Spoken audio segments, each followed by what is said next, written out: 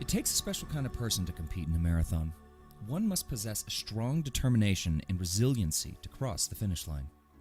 The 26.2 miles that make up the Boston Marathon are among the most famous and challenging in the world. Because I absolutely hated running growing up as a kid. I have 2 children now of my own, and they hate running, so I always tell them, you never know. Really later in life, I just liked walking, hiking, being outside, and one thing led to another. I started jogging, and I always had the idea of a marathon on my bucket list. Even when I didn't run, I thought, someday I'll do that. Beth Ulibarri found her way to racing later in life. And so I decided to start training, and eventually ran my first marathon, which was the Duke City Marathon here in Albuquerque in 2009. After competing in the Duke City Marathon, Beth set her sights on Boston. You hear about it as a runner.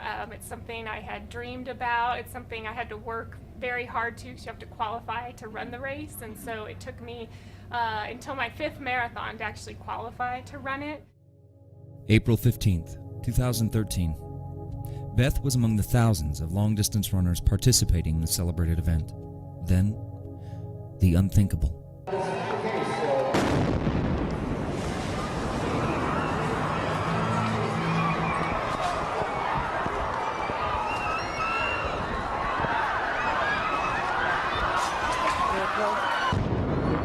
Can you take us back to that day, the moment that it happened? What was going through your mind?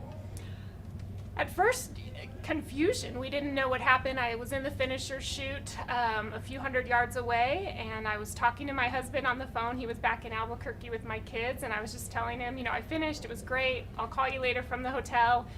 First explosion went off, and it sounded like a very loud cannon, and we all turned around, and at that point we saw the smoke rising a couple of stories up the buildings, and started smelling the smoke, and realized, it just, nothing made sense. Why would a cannon be going off? And then a few seconds later, we heard the second explosion, and that's when everybody that I was around knew that it was not a good thing. My husband heard the second explosion on the phone. That must have been terrifying for him. Yeah, he kind of knew right away and said, Really? Get out of there, get out of there. And I remember thinking, or he said, get out of there, go somewhere safe. And I remember thinking, we're safe, because we just didn't know. We'd heard 2 explosions. What if there were more coming down the street towards us? Right. Just didn't know. After that happened, was it something, did you ever have a moment of thinking, I'm not doing this again, never, that never entered your mind? Honestly, no. I think you've probably heard runners are a very resilient bunch. That resiliency propelled Beth to continue running, continue training. The goal? Making the Boston Marathon an annual event. A pilgrimage that serves as a testament to the resiliency of the long-distance runner. A piece of my heart is really there.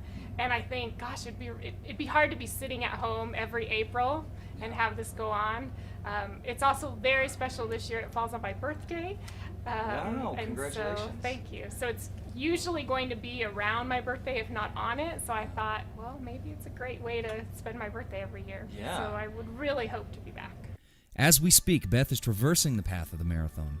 For all the reasons she's running today, all of us here at Tu Casa and New Mexico are rooting her on.